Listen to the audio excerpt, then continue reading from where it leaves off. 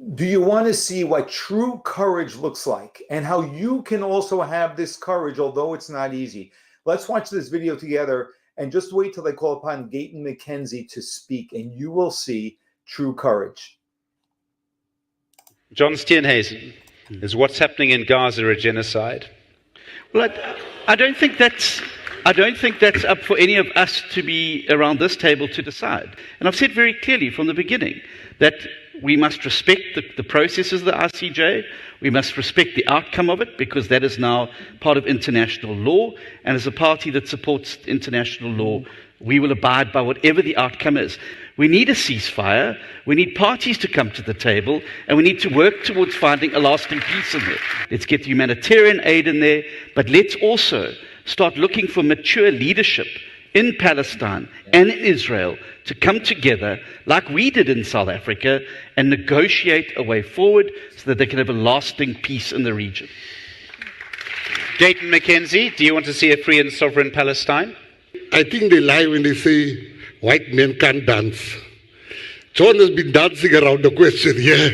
He's not been answering the question. No, let me answer the question. Number one, there's no genocide happening there.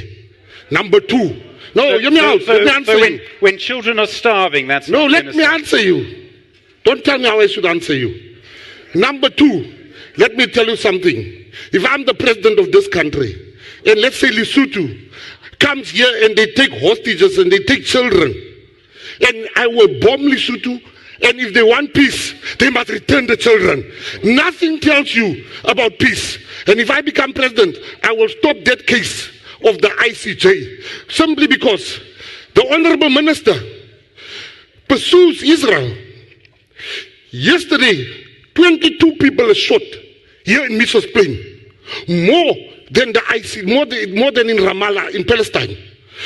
They are wearing scarves of Palestine, while our people die here more than Palestine. Today they say we must be enemy. Jewish people are the enemy. I grew up poor. It was a Jewish woman in Operation Hunger that was giving us food. It was the Jewish people that went to Mandela to jail. So nobody will tell me Hamas is a terrorist organization that should be destroyed totally. Did you hear that? I mean, this is true courage. The reason why I call this true courage is because I find that the most difficult thing for people to do is to be able to speak the truth when it's not popular. And the truth usually is not popular. It requires enormous courage to do what he's doing, especially now in the world where there are so many, the vocal people are so against the obvious truth that he's speaking. He's literally, I describe him as a hero for speaking so openly and blatantly the truth. Any country, exactly as he says, any country. Imagine if your neighbor, your next door neighbor, comes into your house and steals something worth $10,000. They steal it. You have evidence, you have it on your video cameras, you know that they stole it. And you come to them and say, you come to them, you bring them to court, let's resolve this. So they say, yes, let's sit down and let's resolve this. You say, not a problem.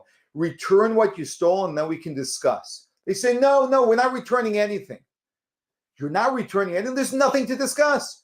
You blatantly came and stole something, and you want to have a conversation. That's exactly what's going on. No one would accept this. And we know when the stakes get higher, God forbid, one neighbor kills the child of another neighbor.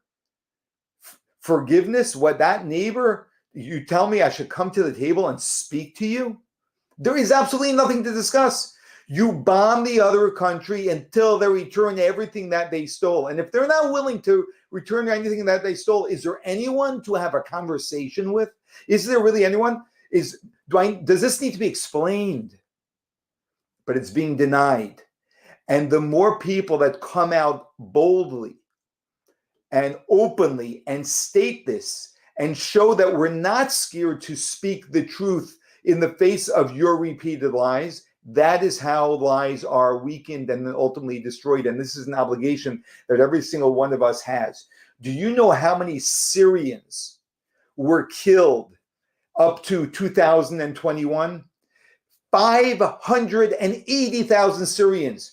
You don't hear anything in the UN or anything from South Africa or anything from anyone on the college campuses about any of this. This is way more than the claimed 40,000 Palestinians, which it isn't.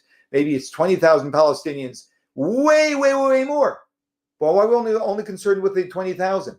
This is all part of the lie. It's all part of the lie, and we have to have the courage to speak these truths openly. We don't have to do it in a way that is triggering other people deliberately, trying to get under people's skins. Just say the truth, speak the truth. What we need today more than anything else are truth speakers. And there's only one question for you and for I.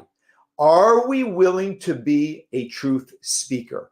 That's what the world needs today more than ever. Are you willing to be a truth speaker, or are you going to continue to hide?